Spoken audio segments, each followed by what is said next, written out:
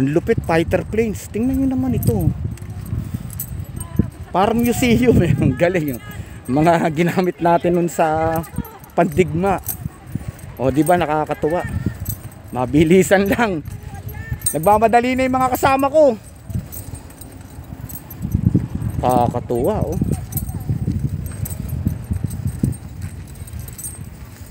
Sino ba naman hindi matutuwa niyan? Nakakita tayo ng ganito. Up close and personal. Bagong tanim lang itong damo eh. Kung hindi, pwede sanang malapitan eh.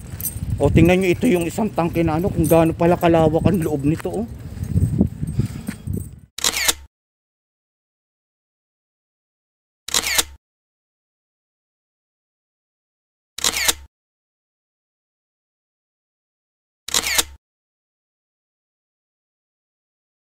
At least nakakita tayo. Tingnan nyo naman no? Yung mga gamit ng mga marines natin. Marines yata kung di ako nagkakamali, pero liliwanagin ko yan. Oh. Ang galing, baka ito amphibian to eh. Yan, mga 10-wheeler na truck.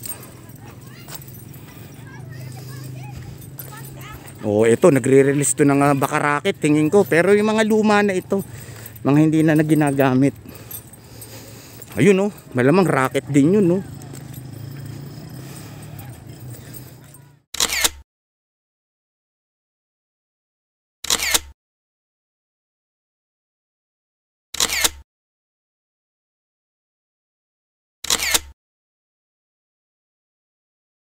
Hanggang dito na lang ha. Ilalagay na lang natin sa ano kung saan tayo nakapunta na ito. Pero kanina pinicturean ko na eh, nakakatuwa lang.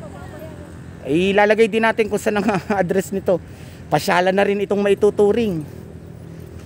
O, may mga nakalagay pa sa ganun eh. Kung siguro kung saan ginamit saan inano eh. Kaya lang eh, nagmamadali na kami. Papunta kami pa sa Bigan sa Calle Crisolega. Okay, thank you very much sa inyong lahat. Thanks for watching.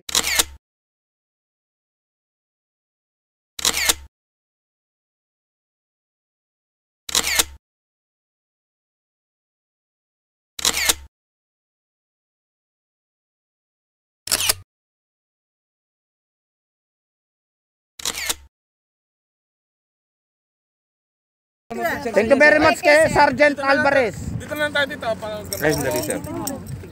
Napakaganda nitong lugar na ito. Pasyalan nyo to. Sir, sa nga pong uling lugar to sir? Sa ano to sir? Sa Camp Cape Buhidor, Fort Baron Brigade, sa Barangay Bubon, Burgos, Ilocos Norte sir. O yun, narinig yung maliwanag yan. Okay, thanks for watching. Salamat sir. Ito yung pinuntahan namin ha, nakakatuwa. Sobrang nakakatuwa. Ilalagay na lang natin kung anong lugar ito. Brad Leslie. Okay, thanks for watching.